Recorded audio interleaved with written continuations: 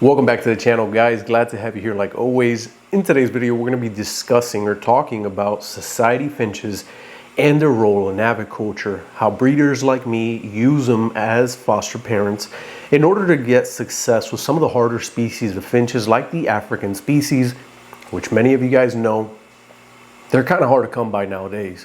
So they are species that definitely need our help. So if you're against using foster parents or societies as foster parents, which, by the way, let me just say that when it comes to this topic, a lot of people are divided, and there seems to be a lot of people that are against using societies as foster parents. But hopefully, by the end of this video, I can go ahead and convince some of you guys to seeing the positive sides of using society finches as foster parents. So I guess let's just get straight into it. What are society finches? Society finches are a species of finch, and they are one of the only species of finches that does not exist in the wild. They are a man-made species and are considered to be a hybrid of different species being mixed together. Now, these mixes were made to create a species of bird that was very good at rearing their youngs. And over the years, they have proven to be great at that. Now, there are three different types of society finches. We have the Japanese, American, and European. Out of these three, the best to use as foster parents are going to be the Japanese and the American type societies. Now, the European societies, they will also work, but unfortunately over the years, the European society has changed their standards to size overall, or to breeding birds that are bigger in size for show quality. And along the process, they've kind of lost that instinctiveness of being good foster parents. So they kind of fail a little bit more than the Japanese or the American type society finches. And for that reason, I try to stay away from them in my breeding program and only use the Japanese and American type society finches. Now, one of the best examples that we have of the use of society finches and how they helped save and preserve a species is the Gouldian finches. Now, let me tell you guys a little bit of a story of how the Gouldian finch came about and how it was spread throughout the world. As we all know, the Gouldian finch is a beautiful finch that comes from Australia. And in the 1930s, this bird started to make its way around the world, and one of the places that it landed in first was Europe.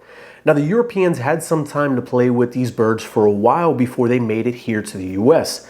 Around the 1960s is when the first Gouldian made it to the US, but this was also around the same time when Australia decided to shut its export, and it no longer allowed the export of any of their native wildlife, including the Gouldians. So as you can imagine, this created a problem. Here, on one hand, we have this beautiful bird that just made it to the US and has been in Europe for the last 30 years. It's starting to gain popularity all around the world. It wants to be sent to different parts of the world, but now Australia, the main provider of this bird, decides to shut its doors and say we are no longer exporting them. So what do you do when something like this happens? Well, the Europeans saw an opportunity to use the society finches as foster parents in order to get these birds to advance in aviculture. And that's exactly what they did. With the help of society finches, they started to breed these Gouldians by the thousands. And little by little, after a couple of years, they became the #1 exporters of Gouldians to the US. Now, thanks to their hard work, we now have Gouldians all over the country here in the US and all over the world in a variety of different places. And that's all thanks to the use of society finches. If it weren't for these birds, they would have never been able to advance the Gouldians the way that they did. And when Australia shut its doors, if we lost a few that had been exported over to Europe, then it would have been the end of that, and we would have never been able to see that bird again. Now, I believe that we can recreate the same success that they had with the Gouldians with a variety of different species from Africa that we desperately need to breed and get numbers up here in the US. Now, unfortunately, it's not going to be easy, and it's not the same to foster Australian species than it is to foster African species. You're always going to encounter problems, but at the end of the day, you will have better success using society finches as foster parents than letting the parents raise their own chicks. At the end of the year, when you let the parents raise their own chicks, yes, you may be able to get your hen to give you 2 clutches, and if you're lucky, you're able to save 2-3 chicks from that clutch, meaning that you ended up with 6 chicks. But when using society finches, since the hen only has to lay and she doesn't have to take care of the chicks, you can go ahead and get a couple more clutches out of her and eventually end up with more chicks at the end of the year. So how exactly does the process work? It's kind of simple to explain. It's not that difficult, and the concept of it at least is not that difficult, but it does take practice. But the concept is simple. You have your exotic pair and you have your foster finch pair. So what you do is the day that your exotic pair lays the first egg, you're going to grab a fake egg and place it underneath the foster pair. Second day, your exotic finches lay their second egg. You go ahead and place a second fake egg underneath the society finches, and you continue this process day by day, putting a fake egg as your exotics lay one, you put a fake one underneath the foster pair. Usually by around day number 4 or 5, you're going to notice that the society finches are showing interest in that nest because every single day you've been putting an egg in there, and it's in their nature to want to incubate and take care of these eggs. So naturally, even though they're not breeding, they're going to want to sit and incubate those eggs. So by the time that your exotic pair finishes their full clutch, now depending on the species, it can be anywhere from 4 to 7 or even 8 eggs. Once they're done, you're going to go ahead and grab the eggs that you have placed underneath of the societies, the fake eggs. You're going to pull those out. You'll grab the clutch of eggs from the exotic pair and transfer them over to the society finch pair. But before you do that, you want to make sure that you mark the eggs from the exotic pair, and we'll go over later on exactly why it is that you mark those eggs with a marker or number 2 pencil, and you put like a little line on it, and then you transfer them over.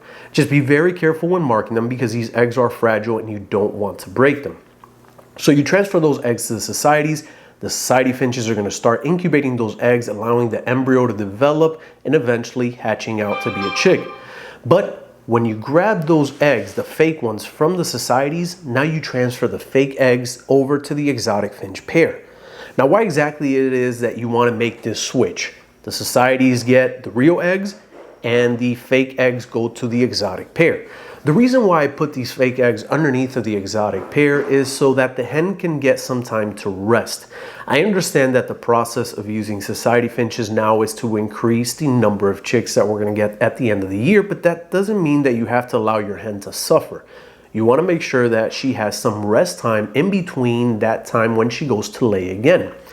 If you don't do this, sometimes your hen can lay as early as 7 days after you pull her clutch out, and that tends to be a little bit too soon for her to lay, and that could cause problems later on where your hen can become egg bound, an egg could get stuck, she can end up dying, she can have some deficiencies of calcium, and so on. So you want to make sure that you give her some time of resting. So once I place these fake eggs underneath the exotic pair, I'm going to leave it there for about a week or 2 max. Usually this is about the time that she would be sitting on top of the eggs regardless, around 14 days before they hatch. So if you leave it for 2 weeks and you pull it out at the end of the 2 weeks, then usually about a week later, she will start her second clutch. And this has given her some time to recoup and get better before breeding again. Now, when it comes to pairing your society finches, you may be asking yourself, do I need to pair a true pair, male and female? Does it have to be female and female, male and male? And personally, I could care less. I pair just however I want. I throw 2 birds inside of the cage and we go from there. Now, obviously, if given the option and if I have time to sex these birds, because they are monomorphic, meaning males and females look identical and it is very difficult to tell the difference. If I have the time to distinguish and sex them prior to pairing them up, then I would prefer male and female because this is usually the best way to get these birds to sit on eggs. But I have used male and male, I have used female and female and pairs, and I really don't have many problems. One of the main problems that you may have if you have a pair that is 2 males is that it may be a little bit difficult to get them into breeding condition. It might take them a little bit more than 5 days before they decide, hey, let's sit on these eggs. But eventually they'll get there with time and patience and they will start to sit on the eggs and take care of them. If you have 2 females, the problems that you run into are that they will lay eggs of their own. So if you transfer a clutch of exotic eggs, let's say 4 underneath them, you have to continuously check that nest because you have 2 hens that are laying. And before you know it, you open the nest and you have 10, 12, 14 eggs in there. So you have to make sure for this same exact reason that you mark the eggs of the exotics with a black marker or a pen before you transfer them over to the societies, because if you have 2 hens 2 or 3 days after you transfer those eggs, you open and you originally had 4, now you have 8, and you have no idea what's going on. You have no idea which ones belong to the exotics and which one belongs to the society finches. So if you have 2 hens, that is a problem that you will run into. And if you have a pair, you kind of run into the similar problem as with the 2 hens, because you still have 1 hen in there that will be laying her eggs. So just make sure that you always mark the exotic eggs, and make sure that throughout the process of the society finches incubating, you continuously check the nest to make sure that any eggs that they lay, the societies, you go ahead and pull them out. The last thing that you want is a clutch of 4 that you've transferred going bad because your society finches also laid a clutch of 4 or 6, and now there's too many eggs, she can't incubate properly, and the ones that you were going for end up going bad. So make sure to check. The society finches don't mind. You're not gonna, I mean, you might scare them out of the nest real quick when you check, but they'll come back in. They're not as fidgety as the exotic pair. They don't mind nest inspections as much. They're more lenient on that side, and that's one of the reasons too why they are such good foster parents. Now guys, that's not to say that you're not going to encounter problems with society finches. You will always run into problems anytime that you use foster parents. It can't be all good. Now, if you use the regular parents, you're going to run into problems. If you use the foster parents, you're going to run into problems. One of the main problems that I have run into using society finches has been the spread of, I don't want to say diseases, but society finches do tend to be carriers to certain diseases that may not necessarily affect them, but they do affect the African finches or the exotic pair that you're using. Whatever offsprings they give you, it may affect them. So as the society finches feed those exotic chicks, they may catch certain diseases that the societies have, and it may affect them to the point where they end up dying. So one of the best things to have in your breeding program when you have society finches is a good preventative treatment protocol. And that's something that I do here on a continuum basis throughout the breeding season. One of the main medications that I give throughout the breeding season for the society finches is Ronix, and I give this every 3 months. Now, when they have chicks, I always like to give it at the beginning when the chicks hatch at around day 5 of the chicks hatching, but it's something that I continuously give throughout the breeding season every 3 months to the society finches, just to keep whatever disease they have under wrap. It kind of keeps everything in submission, and it doesn't allow these diseases to spread over to the chicks. So as you guys can see, it's not going to be easy to do something like this using society finches, but it is possible. There will be problems, but nothing good ever comes without problems. So if you've ever thought about using society finches as foster parents in order to advance certain bloodlines in your aviary, I definitely recommend you give that a try. It's not something that we necessarily need with, for example, let's say Gouldians and some of the other Australian species. These are all birds that are able to breed on their own.